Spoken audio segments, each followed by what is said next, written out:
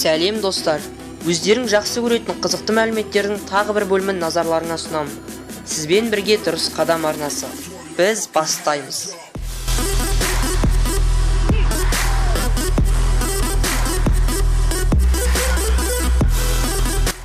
Жер бетіндегі қан қысымы ең жоғары хайуанат керік. Керіктің жүрегі үлкен болғандықтан минутына 60 литр қан айналдырады.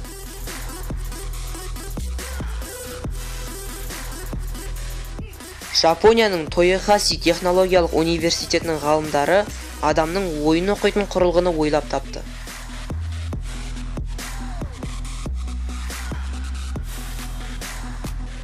Фонограмманы алғаш қолданған адам Леви Андроник. Макрофобия фобияның бір түрі.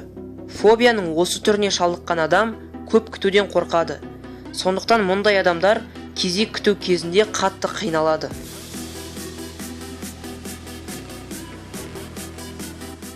Швециялық ғалымдар раушан гүлінен қуаттағыш батарея жасап шықты.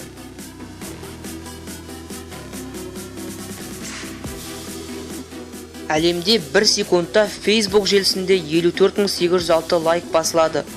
Google іздеу жүйесінде 49.483 сұрау келіп түседі. Және 409.791 электронды хат жіберіледі. Республикамыздың ең үлкен мемлекеттік туы Нұр-Сұлтан қаласының мемлекеттік нышандар алаңында орналасқан. Тудың ені 450 шаршы метр. Әйел адамдар ер адамдарға қарағанда көзін жиі жыпылықтатады. Видео ұнаса лайк басып, арнаға жазылуды ұмытпаңыз. Ал егер жанынан шыққан қоңыраушаны бассаңыз, біздің ендігі шыққан видеоларымызды ешқашан жіберіп алмайсыз. Бүгінге осы. Келесі видеода кездескенше.